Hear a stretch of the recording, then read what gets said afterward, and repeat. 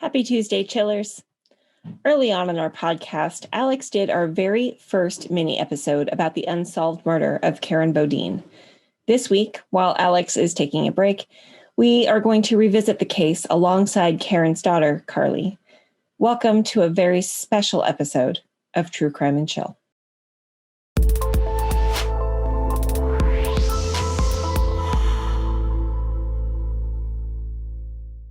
Welcome back, chillers, to another episode of True Crime and Chill. This week, Alex is out again, but she does plan to be back next week. This week, however, I am being joined by the lovely Carly Bodine. Say hi, Carly. Hi, everyone. And we did a mini episode in the first season about her mom's case. And this week, we're having her on to discuss it a little bit more in detail. So, Carly, why don't you tell us a little bit about your mom and tell us about her last night? I can tell you a few things. I mean, there's so many things to tell, so I'll just tell a few off the top of my head. Yeah, just kind of tell us the story about what her, her last evening that you know of. Right. She was a great mother, no matter what. Whether she was doing well or even if she was in the throes of her addiction, which towards the end of her life, she did struggle with addiction. She still thought about her kids, though. That is very apparent. There's reports of her carrying around a baby doll. And I mean, this is speculation and allegation, but to me, that's a coping mechanism for her being separated with her children, and it's a way to be around them and to cope with not having them, and it's a way to have some sort of them in her life. You know what I mean? I do. I mean, we still saw her, but not as often. I think it was a pride thing with her when she was using, especially heavily. She would not see us as often. She would still come to sporting events. She would still come to the house, but she wouldn't frequent as much. And I think it was just a genuine, her being a good mother. She didn't want her kids to see her at her worst. That weekend, she was living with a boyfriend. She had a long-term boyfriend. I believe they were together for like 5 or 7 years, wow. Off and on. They had some breakups and stuff, but it was very short-term. They always got back together. And they were together for a long time. And there was a falling out at the home, and there was an argument. And when the police showed up, it just so happened my mother was the more upset person. And don't quote me on this, but I believe in Washington State, when there's a domestic violence call, no matter what happens, even if it's very minor, one of the parties has to leave, at least for a short period. It's like a safety thing, yep. A cooling off period. Cool off, because I think there's been tragic events and stuff in the past over things like that. So I mean, knowing my mom, I can understand that her being the more emotional one when the cop showed up. So she was the one that was asked to leave. That was a Friday night. And so she did. And she ended up down the street at a man named Jim Hunt's house. Jim Hunt is a mutual friend of her boyfriend, which was named Kevin Hastings. They were in a band together, among other nefarious activities. And I would loosely call it a band. I would say they pretended to play instruments. That's just fair. To be honest. I've known a few bands like that. Yeah. Yeah. There's been times where my mother, and this is way before my mother died, there's been times where my mother had called me from Jim Hunt's house saying, I'm so bored. I've been at this house for hours and Kevin's playing with his band and they're taking forever and it's so boring. I'm like, what year was this, Carly? I'm sorry, what? What year was this? she died in 2007. So this is between like 2005 and 2007, you know. She did live with us though. Okay, she died in 2007, but that summer, so it would be 2006. She died January 2007. So the summer of 2006, she lived with us, with my grandparents and everything. And it was actually a really good experience, you know, like our family got to have family time. But as much as we wanted her around, as much as my grandma wanted her around, my mother was in her mid 30s, and I don't think she felt it was appropriate to live at home. And she did have a boyfriend. At some point, she wanted to spread her wings. She didn't want to live at home forever. You know, she didn't see it from our perspective or my perspective of, I want my mommy here with me. She, you know, I thought it was great. She thought she was a loser by living in her mom's house. And being an adult, I get that now. Yep. You know, Yep. as a child, I didn't understand that. Right. Yeah. We're both, we had this discussion before we started recording, but we're both in our 30s. And I think we both have, you know, understand that feeling of, you know, oh, maybe I'm not, you know, we have these high expectations for ourselves. And when we don't meet them, we feel a little like a failure, especially as women. So a woman trying to provide for her children. Yeah. And that's not fair. It's been ingrained and it's wrong. Right. Yeah, absolutely. Right. So you said she left her boyfriend's house and went to the mutual friend's house. Yes. And she stayed there that weekend. Mm-hmm. She left the boyfriend's house, Kevin Hastings, on a Friday. Mm-hmm. And the mutual friend just so happened to live very close. So I believe she walked to the house and was like, hey, dude, this just happened. Like, oh my gosh, I'm in shock. I need some help. Yeah. And probably a place to stay. Yeah. And I believe Jim, because Jim's not a completely evil person. I believe Jim was like, okay, stay a night or two, figure it out, you know. But here's the other thing is Jim, I said, had a band. His house was also a flop house. Like, it was a known drug house. There was drug activity there. There was drugs coming in and out, coming and going. There was people coming and going all days and times of night, cars and people and everything. Like, it was busier than a motel. So along with that, it was hard to keep track of everything, you know. And so she went down the street to her mutual friend's house, or her boyfriend's mutual friend's house, which she had become acquainted with and friends, and she knew other people that frequented that house. I thought she felt it was like a safety net. She could stay there for a few days until she could figure things out. Yeah. And honestly, she could probably numb her pain a little bit, you know. Knowing my mother, I think she was embarrassed to call my grandparents. I don't think she wanted to call and be like, I need help. I think she wanted to try her best to fix the situation before going to the quote unquote utmost necessary and calling her parents and getting a ride or spending the night. I think she tried to be a grown, strong, independent woman and fix whatever was wrong by herself without her family's help, because she didn't want embarrassment or shame or judgment. She just wanted to do it alone. Yeah, that makes sense. So then she went to his house. And is this actually reported that she went there, or you just? Yeah. It's a known fact. The detective has made it known that he wants me, he has said it, and he's made it clear that he wants me to say it as well, that it's known that there was a welfare check with the police, and they deemed her stressed out, but okay to leave because she was just walking down the street.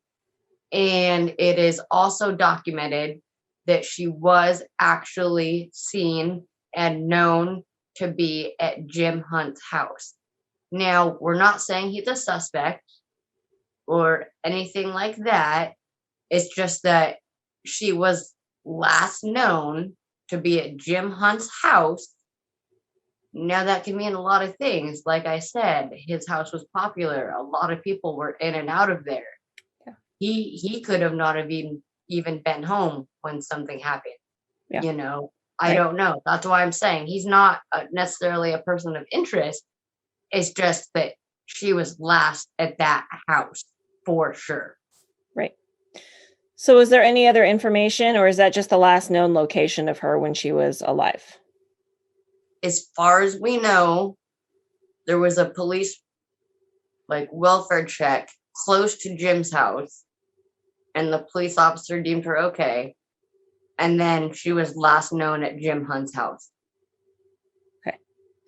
And unless someone knows something we don't, and we need someone to come forward. And that's the problem, is so-and-so might know something, but they think that someone else has already told the police. Mm-hmm. So they think it's already been known and documented. There are so many little things, like a sentence that can crack a case that people don't realize. That they don't realize that they saw, and they know that they didn't know, that didn't get reported. And it's no fault of their own, it's just, it's crazy. So even if you think you know something, say something. I'd rather have the police go through stuff and have it be nothing rather than us miss something because you thought somebody else called and already reported it, as small as it may be. We're going to circle back to that in a little bit. I want to talk a little bit more about your relationship with your mom. When was the last time that you saw her? What was the last thing you remember saying to her? I don't know if it was the specific last time, because I was not living with my maternal grandparents at the time. I was living with my paternal grandparents, but I was still going to the same school as my siblings out in Lacey. And so my Nana was really nice, and I had a driver's license at the time. And so she would let me go see my mom on the way home from school. Sometimes it was just 5 minutes. Sometimes it was an hour. It was never too long, but my Nana really wanted us to have a relationship with both of our parents, our mother and our father. And so she really supported me seeing my mother, even if it was just for a few minutes. She also knew, unfortunately, I was a busy teenage girl, and I had, girlfriends to hang out with and cute boys to go see and, have a coffee date with or a slushy date with, 2020 hindsight. I wish I would have spent a lot more time with my mom instead of other things, but it's not like you knew at the time. Yeah, it's one of those things. We always wish we had done this. We always wish we had done that, but that's just not how it works. We always have more time. Yeah, exactly. So as you had mentioned, one of the last times I remember is my Nana letting me see my mom, and she had baked a birthday cake for my brother because she had remembered. My brother's birthday is September 30th, which mine is early October. So they're very close together. She remembered my brother's birthday. She made a homemade cake with homemade frosting, and it was a beautiful cake. She did an excellent job. So she made it a point that I needed to make sure that he got that. So that was really cool and special, that she did that. And then there was a few other times after that where unfortunately, I had only stopped by for 10 minutes or 20 minutes just to say hi on the way to go pick up a friend or something. But it was always so nice to see her. And I would see her like in the window fighting with her boyfriend or having a not happy look on her face. And then me pulling up and her just smiling. Right. And it Make just her day made better. and that just made my day that I made her day Mm-hmm. by just being there. That's all I did. Mm-hmm. My mom's the one that always got me gifts and made sure I had something. And I made her day by just being there. Yep. You know? And so those are some of the last memories I have. And I wish I wasn't such a selfish teenage girl at the time. Unfortunately, teenage girls are the worst. Yep. And it's worse when we are said teenage girl. So Right. I completely understand. I was a terrible, terrible teenage girl. Right. Yeah. And I think she partly understood because, I mean, she was one at once too, but she would always ask me, Carly, 5 more minutes. Carly, 5 more minutes. Mm-hmm. And sometimes I would give her 5 more minutes and I'd let her smoke a cigarette while I talked to her before I left, out of the car. But those were her famous words were, Carly, 5 more minutes. And I just wish I would have given her a few more of those. Yeah. Well, and as we said before, it's easy to look back and say, I wish I had, but we always thought there was more time. So, yeah. Can you tell me about when you found out that she had passed away? So there's a few different ways. Cell phones weren't super popular at the time, No. but I had a cell phone in my hand. Mm-hmm. And someone had called me and I recognized the number. It was a boy from the school I went to. And I kind of liked him. So I was like, ooh, I want to answer this. So I answered it. And he goes, Carly, I'm so sorry. I said, sorry? Sorry about what? He goes, Carly, I'm so sorry. My family and I are here for you. I'm like, what are you talking about? And then it hit him that I didn't know what he was talking about. And he goes, Carly, I love you. I'm here for you. And he hung up. And I don't blame him. No. I mean, I probably would have done the same thing. I didn't know. And he was really tactful because he didn't give extra information out. So I kind of pondered that call, just thinking it was like a weird call, Yeah. And like I had said, I was staying with my paternal grandparents at the time. I had a boyfriend that had lived a few blocks down the street, and I was hanging out with him at his house. And my Nana came over to that house. And that didn't happen very often because my Nana and his mom didn't get along well. She really didn't like the boy I was seeing, but she was trying to give me my space and let me make my mistakes. So it was really weird to see my Nana there. Yeah. And she goes, she knocks on the door, says, Carly, we need to talk. And I come out and she puts her hands on my shoulders and goes, Carly, we need to talk. Your mom died. And right then, I fell to the ground. I remember it was cold. It was windy. There was rain. It wasn't pouring rain, but there was rain coming down. It's Washington. It's like always raining. So exactly. Yeah. There was mud because I remember feeling the mud between my fingers and like grabbing the mud. And I was young and I was naive and I didn't know much. And my first thought was, her boyfriend is named Kevin Hastings. My first thought was, Kevin Hastings killed her with an overdose of drugs. because I was young, I was naive, I didn't know, Right. and Nanny goes, And we need to even go home. without knowing that information, it's so easy to just want to blame somebody else. Exactly. Yeah, that's one of the first steps, I think, is anger and blame. Yeah. And my Nana tried to pick me up, and I stayed on the ground, and I just cried and laid there in the mud.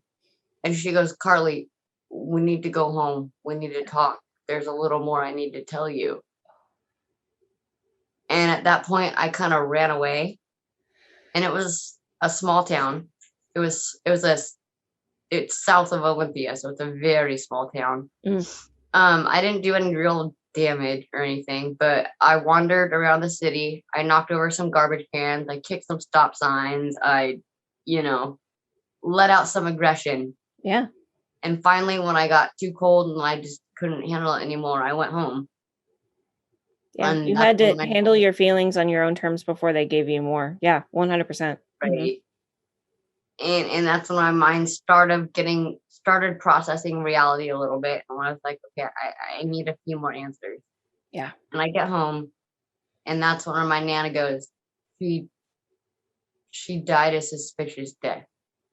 They didn't consider it a murder originally. It was a suspicious death. Even though she's found naked on the side of the road with a ligature posed, it's a suspicious death, not a homicide. So, Carly, some people, this might be their introduction to this particular case.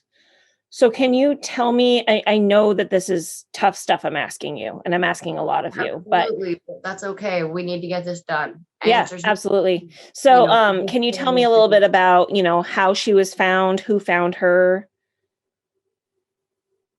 And also backtracking to the last time anybody saw her was like that weekend. What day of the week was this? I don't know how much correlation a bunch of this has, but she was kicked out of her boyfriend's house on a Friday. She was hanging around her friend's house that weekend. Mm-hmm. The newspapers reported her as a transient, which was never true. She lived with her boyfriend for 7 years, and when she wasn't living with her boyfriend, she was steadily living with her family. Right. So the only time she was not in a full-time home was those 2 or 3 days, that Friday through Sunday or Monday. Right. Okay. And she was at Jim Hunt's house. Right. Okay. So that's a not bunch of other people who were potentially transients. So I could see how they would easily label her that, even though it's not true. Even though those people should get just as much attention and advocacy and everything. And I will do everything in my power to help as well. Right. But my point is she was not transient. So she was kicked out of her boyfriend on a Friday. Mm-hmm. You hung around Jim's that weekend. Either Sunday night or Monday morning, her body was done. And Jim Hunt lived in Lacey. And either Sunday night or Monday morning, her body was dumped off Sargent and Little Rock Road in Rochester, which is about 35 minutes away. And this is right on the outskirts of the dump. Like it's a garbage disposal site. And also, the other part is the gravel pit she was found at is also a local known spot for people to put poached animals, to put stolen car parts, to put burned out car parts, to throw like teenage parties like alcohol or bonfires, mm-hmm. or throw away car parts you don't want, or other items like couches and stuff you don't want, and other dead animals. It was kind of, and like I said, it was right next to a dump. Right. So I don't know if there's any correlation to that at all. Mm-hmm. What day of the week was she discovered? She was discovered Monday morning. So we don't know if she was placed there Sunday night or Monday morning.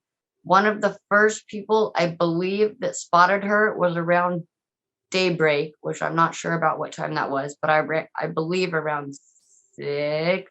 But we have daylight savings time and stuff, so don't quote me on that part.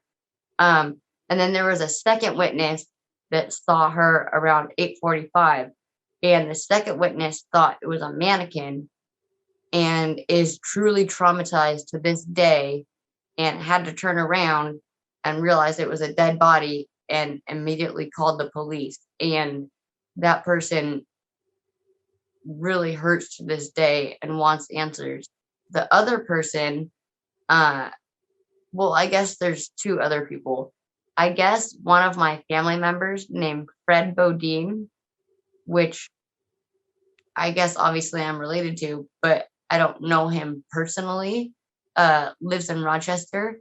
I guess he was driving home sick and he saw a bunch of police cars and police activity. He didn't know what was happening or anything. And later he got a phone call from his mother telling him the news and him being like, what? That doesn't happen in our family. And then there's another person that witnessed it that lives very close to where she was found. I mean, like a few houses away. I think like 6 or 7 houses or something, which is it's a rural area, so kind of a distance, but kind of close at the same time. They live close to the area.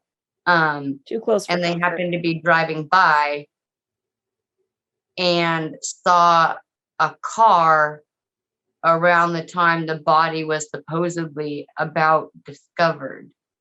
And what gets confusing is over time, the car descriptions have been confused. There's been descriptions of a car and descriptions of a truck. Originally, there's been descriptions of a Datsun car, an 80s brown Datsun car. Now, this 80s brown Datsun car could also maybe be yellow or orange that's dirty, but it's a brown Datsun 80s car. Right. And if it was dark. Yes. And it's dark at the time. So how can you really see? And especially like me, I wouldn't be able to be like, that's da, da, da, da. I'd be like, that's a car. And that's all I'd be able to say. Right. You know? Yeah. The car, other, it was dark. Exactly. The other description is Datsun's truck that was brown, an 80s style brown Datsun truck with a lighter color camper shell, but there's also reports of it also being yellow or orange and dirty. Yeah. And dirty. So the car could be brown or it could be yellow or orange and dirty. Okay. And it could be a car, it could be a truck. The initial reports are a car. Now, someone could have seen a car around the time of the dump site. Someone else could have seen a truck dumping something else. Or maybe the truck was dumping the body and the car was dumping something else. Right. It could have been. We're not sure. Reasons. Yeah. And here's another whole conundrum. Her head was found resting on a car seat, not like a kid car seat, like that you buckle your kid into, but like a car seat you take out of the back of your car, like the second seat. Right. You know? Here's the thing. They don't know if it was left there and she was then placed on it, or they don't know if it came from the car and they dumped it with her because they didn't take it as evidence. Well, and as you said before, it was an area where people tend to dump things they didn't want to be dumped publicly, like stolen car parts and that sort of thing. So it's hard to say which one it is. Nefarious activities. But here's the other weird thing is she was posed so close to the road and she was naked. And I guess for a lack of a better term, posed because her head was on a car seat. She was naked and she was kind of like splayed. There were so much better hiding places. There was brush all around. Like Right. it could have been days before they found her if they would have put her in a slightly different location. Why was it there? Is that a message we're not seeing? Is that some type of remorse? Like, what are we missing in that aspect? I I think mean, that's really important. thank goodness they didn't put her in the brushes, and it didn't take as long to find her. Yes. But honestly, I could get all, criminal minds on this thing and be all like, well, I because she know was your laid mind like this. reels And and reels. Like, it's definitely not my place to do that, especially with a case that, is personal to the person I'm talking to. But on the, like I said, on the upside, they clearly put her out where she would be found. So remorse of some kind, or at least the hope that she be found, because it's possible they understood that she had a family. Remorse or pity or empathy, or I think empathy would be the right word. Of those lines, Right. like, Yeah. yes, we did this, we were angry, but we messed up. So here's our way of saying sorry by having her found quickly, or something. This is all alleged and Right. it's all speculation. Yep. Well, if we get all criminal minds on it, considering the way that you say that she was put there, right? You said she was posed, and it sounds like it wasn't a sort of remorseful pose. It was more of a disrespectful pose. Yes. But on the other hand, essentially kind of putting a pillow under her head, and putting her closer to the road says empathy. Like, he wasn't necessarily sorry for her, he or she. I can't say he or she wasn't sorry for her, but on the other hand, sorry for, the family, kind of a thing.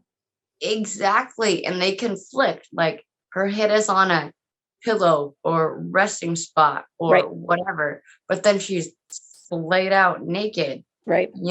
So it's like, it's conflicting. It's very, maybe they were tormented. Maybe they didn't mean to hurt her and they did, and something went out of control. Maybe it was a crime of passion, or I don't know. That's part of the thing, is that's what I'm trying to do, is find answers and closure to my chapter.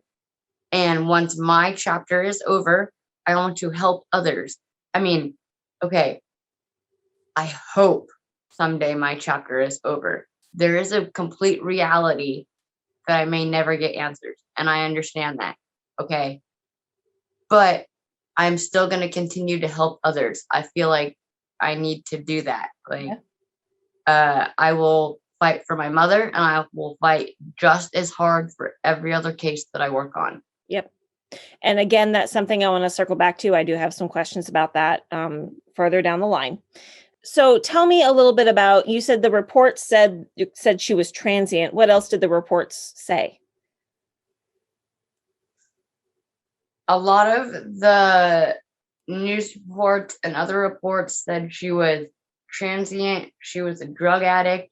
They reported her misdemeanor criminal record. She was never a transient.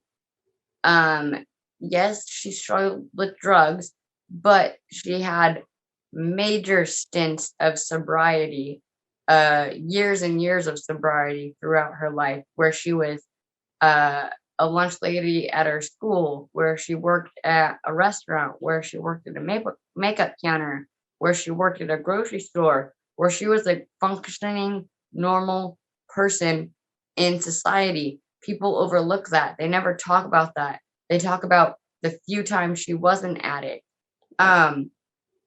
It's a joke. It's a family thing.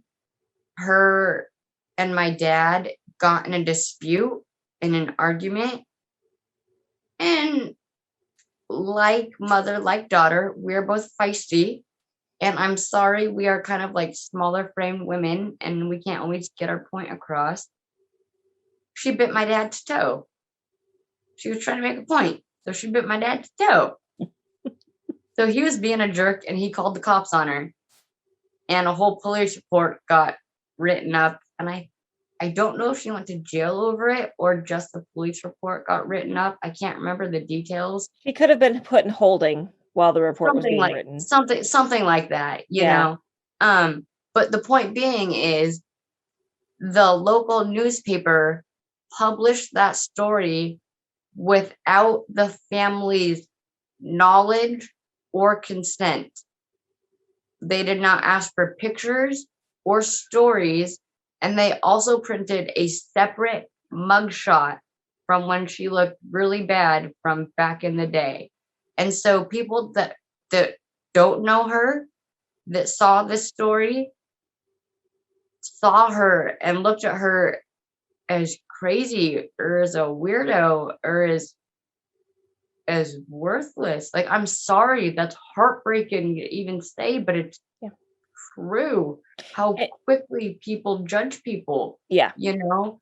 And the worst part is to the family, that's a funny story. Yeah. But to the public, it's humiliating. Yeah.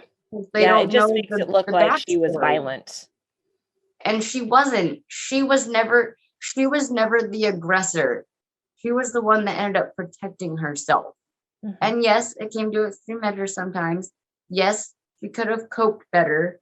But this was also back then before there was all this types of therapy and everything. Yeah. But yeah, mental health. I'm not saying she was perfect, but she was pushed to those points. Yeah. And the media reported on that without asking the family for our input or our judgment first. Mm-hmm. And that's unacceptable.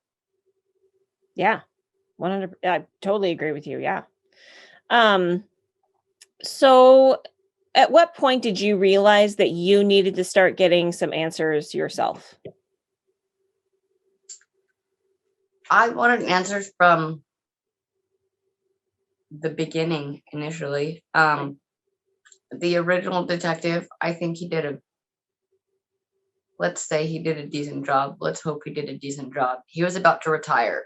So I really, we'll just leave it at that. Other detectives on the case, I've called numerous times and never gotten calls back, and no one ever cares. Mickey Hamilton is the only one that has ever cared. Mickey Hamilton is the one that is working on Karen Bodine's case and Nancy Moyer's case, along with many others, because he's not a cold case unit detective. He just happens to be working on ours because no one else is. I don't have high words for any of the detectives that have worked on my mother's case, except for Mickey Hamilton. So has there been any sort of new evidence or information that's come forward that you can share with us? The FBI is involved. Wow. The local FBI is involved because I won't shut the heck up. And people like you are taking me and doing their podcast. Mm-hmm. And he listened to something small like you or something like that. Mm-hmm. And he heard me and he contacted Mickey, the detective. And we now have access to local FBI facilities for lab work. This is amazing. This is detrimental. This is helping exponentially, like beyond belief. Like, it's a miracle this happened. I am news. Flabbergasted and honored for them to be helping. So thank you, FBI. So how might people who are listening how might they already be familiar with this case? I put some billboards up. There's a billboard up at Dirty Dave's pizza parking lot out in Lacey/Olympia. I don't know if it's Lacey or Olympia, Washington, off Martin Way. There's a little coffee stand next to it. That won't be up very much longer. I also just put a new billboard up. There's no specific address, but it's off of like Pacific Avenue. Yeah, I'll send you pictures and stuff so we can put them up and everything. Yeah, Pacific Avenue is busy, so that's a great place for it. Right, right. Unfortunately, the one at Dirty Dave's, it was up for a long time. It's going to come down soon. The one that I have up now is bigger, but it's only going to be up for 2 months. Now the great news is I had put my own money in and I had asked for donations and we met our goal. We raised enough money to pay for these billboards. They're paid off. That's wonderful. We did it. Okay. That's great. So yay. Yes, I could not have done it without all of you, without you and you and you and you and you. Like seriously, like thank you so much. The only thing is, and I'm learning as I go, this is all new to me. I guess there's an option to keep them up, but now I would have to start a whole new donation campaign. Okay. Which the Venmo, if you have donated to the billboard, it is still up and running. You can donate to that if you want to donate to keeping the billboard up. If you want to donate to other media expenses or making masks or whatever, because I think I'm going to make masks next. I think I'm going to do some stickers. I think I'm going to just like stickers you can put all over the place. I think I'm going to do some bumper stickers, maybe some t-shirts. I have my own t-shirt, but like maybe other people would actually like to wear one, for Karen Bodine and Nancy Moyer. Maybe some coffee cups, maybe some other, since we can't always do billboards, maybe like a vinyl poster that we can hang up and move randomly, and I'm open to other ideas. So the donation site is still open and available if you want to donate, and suggestions are available too. I would love to do an ad, like maybe on a bus or something like that, or something else. I don't know. I mean, you guys are geniuses too. Help me come up with ideas, Where else might people know this case from? CrimeCon. Nancy Moyer and Karen Bodine were both featured at CrimeCon, I believe in 2019. And it was the first, okay, CrimeCon has done a few things, but CrimeCon Unsolved was the first of its kind up in Seattle. And Sam Moyer and myself got the honor to be the first people to ever participate in an event like this. Mm-hmm. And so what they do at this event, for those that don't know, they present all the evidence to the case and see what these essentially amateur sleuths and true crime fans can come up with based on the evidence, because it does help get some new perspective on the evidence that, of course, they've poured over again and again and again and again. So yeah, I'm really glad that you were able to get that exposure with your mom's case, because that's absolutely. Yeah, absolutely. And I've made friends that I'm friends with to this day over that event. So like I feel privileged and honored that I got to participate in it too. Yes, absolutely. So sometimes people don't feel like something they know could be important or helpful. What would you say to those people? Even if you think it's small or tedious or not helpful, I would rather you call and tell the police or the tip line rather than not, because I would rather them go work something that didn't happen rather than not know something that they should. What is it? I'd rather have something and not need it rather than need it and not have it. So I would much rather them track down Susie Sue, Jimmy Johnson, Sally because she was at Safeway at 7:48, you know, Yeah, because absolutely. And in they fact, needed can you to. tell us again the times and places that you know your mom was that evening? Because it's possible somebody was there and does know something, but they didn't know that it was important or that she was there when they were there. So here's the thing is the timeline gets really tricky and we start to not know. And this is what we need to figure out. And so this is what we could really use your guys' help on. If anyone does know, please, I'm literally begging you to come forward and help because we know she was kicked out of her boyfriend's by the Church of Living Water on Friday, I believe evening, Friday afternoon, Friday evening. So she made her way to Jim Hunt's house by Friday night. Okay. So she spent the weekend at Jim Hunt's house. And then Sunday morning slash Monday morning, she was found murdered naked on the side of the road by the dump in Rochester. And so we know she was at Jim Hunt's late that night around 10 o'clock or something like that because she was trying to find a pack of cigarettes or she wanted to go buy a pack of cigarettes, but she was trying to find a local store that was close, that was open. Okay. And that was near Jim Hunt's house. And that's one of the last verified times she was known to be alive. So you said that you really like sort of being that that advocate to help people fight for getting justice for their unknown answers. Um, is there any advice you'd like to give to others who might be going through something similar?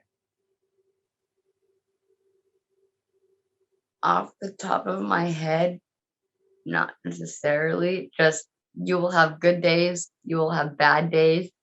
Time does not heal wounds, but it does get better.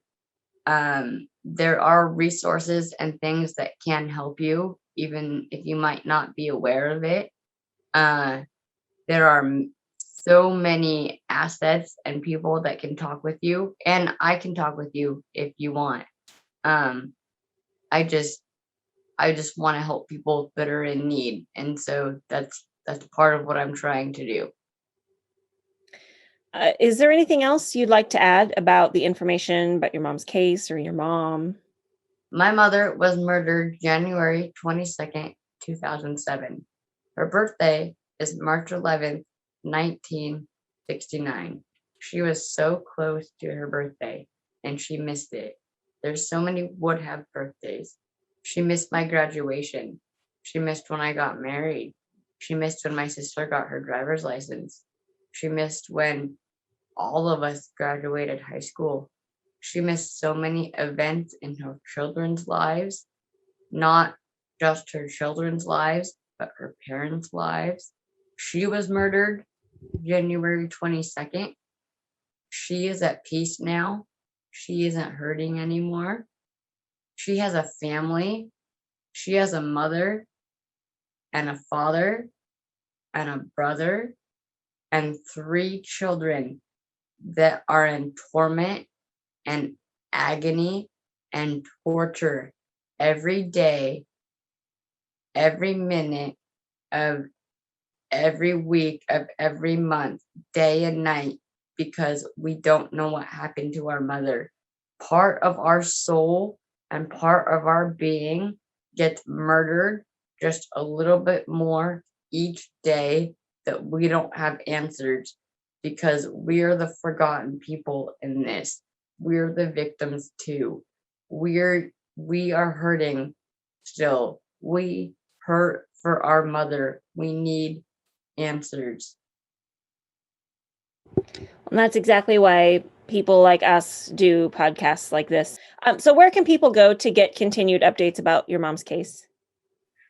I've created a Facebook group and it's called Justice for Karen Bodine, colon, my mother's unsolved homicide, or you can Google Karen Bodine, or there's a website called uncovered.com.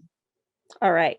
And we also will have a link to those on our website, truecrimeandchill.com. So if you want to find those, you can find them there.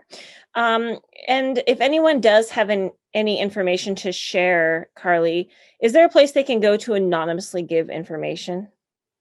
There is. You can call the detective, Mickey Hamilton, which is 360-688-9969. Or if you can see my shirt a little bit, there's Crime Stoppers, which is 1-800-222-TIPS, which is 8477. And it's $1,000 reward for Crime Stoppers if your information leads to actual information. To an arrest. I mean, we're not going to take a witch is flying over the moon because you said it. Like, we need it verified. Sorry. Well, considering that she, the people that possibly saw her last live sort of that more high-risk lifestyle and often do things that possibly aren't considered legal, and maybe that's why they don't want to come forward with the information. Being able to give the information anonymously. Yes, it's completely anonymous. There's also a private family reward. We are offering money privately as a family as well. Now, the only stipulation is just like Crime Stoppers, it needs to lead to an arrest or a conviction. Not necessarily a conviction, but at least an arrest. Like, it needs to be valid, valuable information. But the family will offer a private reward along with Crime Stoppers, or on top of Crime Stoppers. When bad things happen, it's easiest to point the blame at others. The death of Karen Bodine was a tragedy that happened at the hands of another person. However, her case, while labeled as suspicious, was not at first given the attention it deserved. Karen was many things: a girlfriend, a daughter, and a mother. Because of her on-again and off-again relationship with drugs, when Karen's body was found posed naked with mysterious ligature marks, she wasn't given much consideration other than being labeled a transient. Today, her family still seeks answers. They know someone out there knows something. Is that someone you? Thank you for listening to True Crime and Chill. For more information, including case notes, photos, and sources, please visit our website at truecrimeandchill.com. You can also stay connected with us on social media. You can find us on Facebook, Twitter, and YouTube. Look for new episodes from us each week on Tuesday.